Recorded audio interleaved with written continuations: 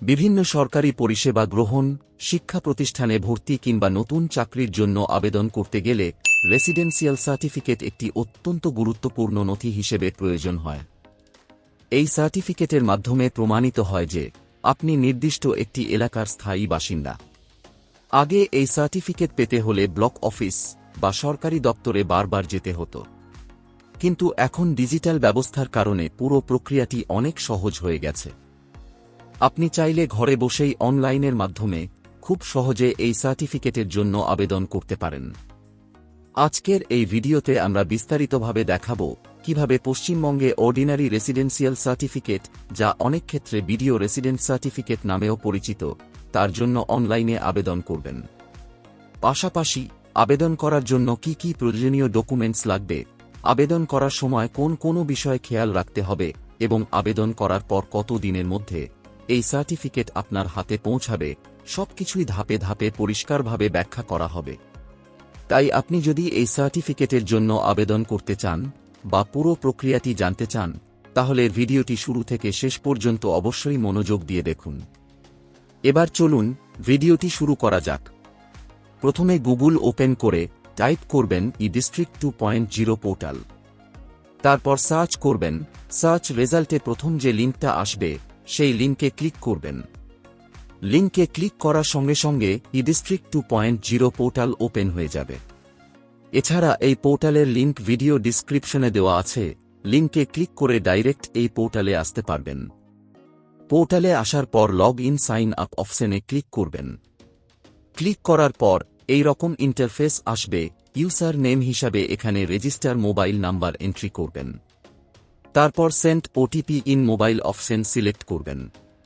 তারপর ক্যাপচা বক্সে captcha entry করে সাইন ইন অপশনে ক্লিক করবেন। যদি ইউজার আইডি পাসওয়ার্ড না থাকে, তাহলে ইউজার আইডি পাসওয়ার্ড ক্রিয়েট করতে হবে। ক্রিয়েট করার জন্য রেজিস্টার অপশনে ক্লিক করে আগে লগ ইন আইডি তৈরি করবেন। তারপর পোর্টালে লগ ইন করবেন। পোর্টালে লগ ইন হবার পর অ্যাপ্লিকেশন ড্যাশবোর্ড ওপেন হয়ে যাবে। ড্যাশবোর্ডে আসার পর এই 3 লাইনে ক্লিক করবেন। ক্লিক করার পর এই রকম ইন্টারফেস আসবে। জাস্ট সার্ভিস অপশনে ক্লিক করবেন। সার্ভিসে ক্লিক করার পর আবার নতুন ইন্টারফেস আসবে। জাস্ট সার্টিফিকেট অপশনে ক্লিক করবেন। সার্টিফিকেট অপশনে ক্লিক করার পর এখানে সার্টিফিকেট রিলেটেড অনেকগুলো সার্ভিস পেয়ে যাবেন। এই সার্ভিসগুলোর মধ্যে অর্ডিনারি রেসিডেন্টিয়াল সার্টিফিকেট অপশনে ক্লিক করবেন। ক্লিক করার পর এই রকম ইন্টারফেস আসবে। কি কি ডকুমেন্টস লাগবে তার লিস্ট এখানে পেয়ে যাবেন। তারপর নিচে স্ক্রল করে অ্যাকসেপ্ট অপশনে ক্লিক করবেন।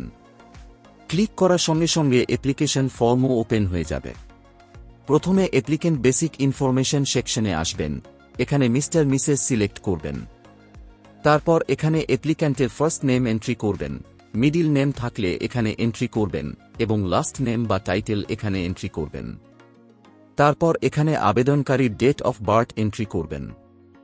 ডেট অফ বার্থ এন্ট্রি করার পর বয়স এখানে অটোমেটিক চলে আসবে এবং এখানে আবেদনকারীর জেন্ডার অটোমেটিক সিলেক্ট হয়ে যাবে এবং এখানে ডেট অফ অ্যাপ্লিকেশন অটোমেটিক চলে আসবে। জাস্ট এখানে মোবাইল নাম্বার এন্ট্রি করবেন। তারপর ভেরিফাই অপশনে ক্লিক করবেন। ভেরিফাই অপশনে ক্লিক করার পর মোবাইলে ওটিপি আসবে। জাস্ট ওটিপির ঘরে ওটিপি এন্ট্রি করে ওটিপি ভেরিফাই করবেন। তারপর এখানে ইমেইল আইডি এন্ট্রি করবেন। তারপর আধার নাম্বার এখানে এন্ট্রি করবেন এবং এখানে এপিক নাম্বার বা ভোটার কার্ডের নাম্বার এন্ট্রি করবেন। এপিক বা ভোটার নাম্বার এন্ট্রি করার পর ভোটার কার্ড ইস্যু ডেট এখানে এন্ট্রি করবেন। তারপর এখানে পার্ট নাম্বার এবং এখানে সিরিয়াল নাম্বার এন্ট্রি করবেন। পার্ট নাম্বার ও সিরিয়াল নাম্বার ভোটার লিস্ট বা ভোটার কার্ডে পেয়ে যাবেন। যদি অ্যাপ্লিক্যান্টের ভোটার আইডি না থাকে, তাহলে ভোটার ডিটেলস অপশনটা ফাঁকা রেখে দেবেন। তারপর এখানে আপনার বিধানসভার নাম এন্ট্রি করবেন। তারপর এখানে ন্যাশনালিটি সিলেক্ট করবেন এবং এখানে সোশ্যাল ক্যাটাগরি সিলেক্ট করবেন। তারপর প্রেজেন্ট অ্যাড্রেস ডিটেলস সেকশনে আসবেন। অ্যাড্রেস লাইন 1 এ গ্রামের নাম বা পাড়ার নাম এন্ট্রি করবেন এবং অ্যাড্রেস লাইন 2 তে পোস্ট অফিসের নাম এন্ট্রি করবেন এবং পোস্টাল পিন কোড এখানে এন্ট্রি করবেন। পিন কোড এন্ট্রি করার পর কান্ট্রি নেম ও স্টেট নেম অটো ফিল হয়ে যাবে। তারপর এখানে ডিস্ট্রিক্টের নাম সিলেক্ট করবেন। সিলেক্ট করার পর এখানে সাব ডিভিশন সিলেক্ট করবেন। তারপর রুরাল না আরবান তা সিলেক্ট করবেন। সিলেক্ট করার পর ব্লক অথবা মিউনিসিপ্যালিটি সিলেক্ট করবেন আপনার এলাকা অনুসারে। তারপর এখানে ব্লকের নাম বা মিউনিসিপ্যালিটির নাম সিলেক্ট করবেন। তারপর এখানে গ্রামের নাম অথবা ওয়ার্ডের নাম সিলেক্ট করবেন। গ্রামের নাম সিলেক্ট করার পর এখানে পোস্ট অফিসের নাম সিলেক্ট করবেন এবং এখানে পুলিশ স্টেশনের নাম এন্ট্রি করবেন। পুলিশ স্টেশনের নাম এন্ট্রি করার পর এখানে গ্রাম পঞ্চায়েতের নাম এন্ট্রি করবেন এবং এই ঠিকানায় কবে থেকে বসবাস করছেন তা এখানে এন্ট্রি করবেন। সমস্ত ডিটেলস এন্ট্রি করার পর সেভ এন্ড নেক্সটে ক্লিক করবেন। সেভ এন্ড নেক্সটে ক্লিক করার পর অ্যাপ্লিক্যান্টের পার্মানেন্ট অ্যাড্রেস এন্ট্রি করার অপশন আসবে। অ্যাপ্লিক্যান্টের প্রেজেন্ট অ্যাড্রেস এবং পার্মানেন্ট অ্যাড্রেস সেম হলে এখানে same as present address select করবেন।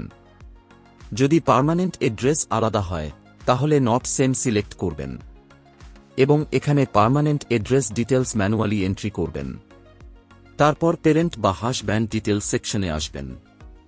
এখানে প্যারেন্ট টাইপ সিলেক্ট করবেন, ফাদার মাদার হাজব্যান্ড আপনার ক্ষেত্রে যেটা হবে সেটা সিলেক্ট করবেন। তারপর এখানে মিস্টার মিসেস সিলেক্ট করবেন। তারপর এখানে গার্জেনের ফার্স্ট নেম এন্ট্রি করবেন। মিডিল নেম থাকলে এখানে এন্ট্রি করবেন এবং এখানে লাস্ট নেম বা টাইটেল এন্ট্রি করবেন। তারপর গার্জেনের পেশা এন্ট্রি করবেন এবং এখানে গার্জেন ব্যবসা করে না সার্ভিস করে তা এখানে এন্ট্রি করবেন, যদিও এই কলামটা বাধ্যতামূলক নয়। তারপর এখানে গার্জেনের এপিক নাম্বার অর্থাৎ ভোটার কার্ডের নাম্বার এন্ট্রি করবেন। তারপর এখানে ভোটার কার্ডের ইস্যু ডেট এন্ট্রি করবেন।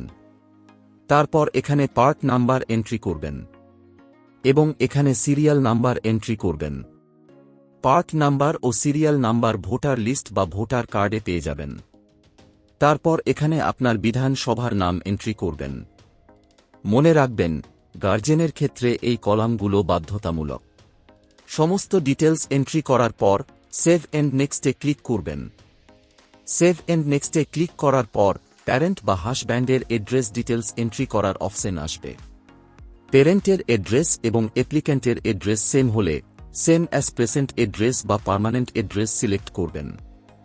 যদি আলাদা আলাদা হয় তাহলে নট সেম সিলেক্ট করবেন এবং এখানে অ্যাড্রেস ডিটেলস ম্যানুয়ালি এন্ট্রি করবেন। তারপর নিচে স্ক্রোল করে রেফারেন্স ডিটেলস সেকশনে আসবেন। এখানে দুটি সুপারিশকারীর নাম এন্ট্রি করবেন যারা আপনাকে ব্যক্তিগতভাবে জানে এবং চিনে। এখানে প্রথম সুপারিশকারীর নাম এন্ট্রি করবেন এবং এখানে প্রথম সুপারিশকারীর সম্পূর্ণ ঠিকানা এন্ট্রি করবেন। তারপর এখানে দ্বিতীয় সুপারিশকারীর নাম এন্ট্রি করবেন এবং এখানে তার সম্পূর্ণ ঠিকানা এন্ট্রি করবেন। তারপর সেভ এন্ড নেক্সটে ক্লিক করবেন। সেভ এন্ড নেক্সটে ক্লিক করার পর আদার্স ডিটেলস এন্ট্রি করার অপশন আসবে। এখানে প্লেস অফ বার্থ এন্ট্রি করবেন। তারপর এখানে অ্যাপ্লিক্যান্টের এডুকেশন কোয়ালিফিকেশন সিলেক্ট করবেন। পারপাস অপশনে আদার্স সিলেক্ট করবেন এবং এখানে কি কি পারপাসে রেসিডেন্ট সার্টিফিকেট আবেদন করছেন তা উল্লেখ করবেন। আপনার নামে কোনো কোর্ট কেস থাকলে বা পুলিশ দ্বারা অ্যারেস্টেড হয়ে থাকলে এখানে ইয়েস সিলেক্ট করবেন, না থাকলে নো সিলেক্ট করবেন। তারপর সেভ অপশনে ক্লিক করবেন। সেভ অপশনে ক্লিক করার পর প্রিভিউ অপশনে ক্লিক করবেন। প্রিভিউ অপশনে ক্লিক করার পর এই রকম একটা পপ আপ আসবে।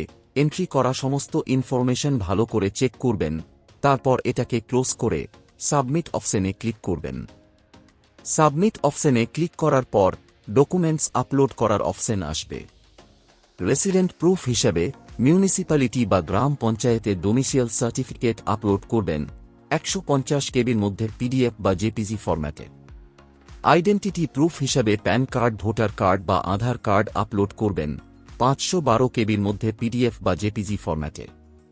তারপর এখানে পাসপোর্ট মাপের ছবি আপলোড করবেন জেপিজি ফরম্যাটে 1 এমবির মধ্যে। আদার্স রিলেভেন্ট ডকুমেন্টস অপশনে পঞ্চায়েত বা মিউনিসিপ্যালিটি ট্যাক্সের রিসিপ্ট আপলোড করবেন। তারপর বার্থ প্রুফ হিসাবে বার্থ সার্টিফিকেট বা মাধ্যমিকের এডমিট কার্ড আপলোড করবেন পিডিএফ বা জেপিজি ফরম্যাটে 200 কেবির মধ্যে। সমস্ত ডকুমেন্টস আপলোড করার পর আই অ্যাকসেপ্ট অপশনে টিক মার্ক দিয়ে সেভ অপশনে ক্লিক করবেন। সেভ অপশনে ক্লিক করার পর সাবমিটে ক্লিক করবেন।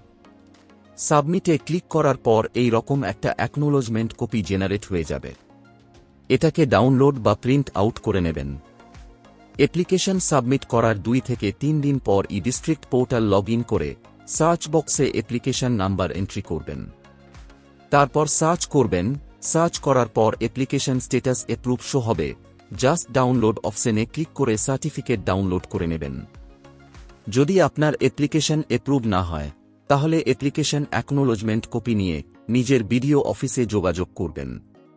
তো ফ্রেন্ডস, ভিডিওটি এই পর্যন্তই।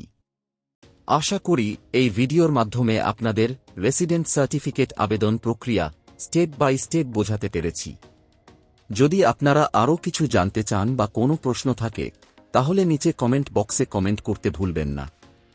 ভিডিওটি যদি ভালো লেগে থাকে তাহলে লাইক এবং শেয়ার করুন এবং আমাদের চ্যানেলটি সাবস্ক্রাইব করতে ভুলবেন না, যাতে আমরা আপনাদের জন্য এমনই আরও তথ্যবহুল ভিডিও নিয়ে আসতে পারি।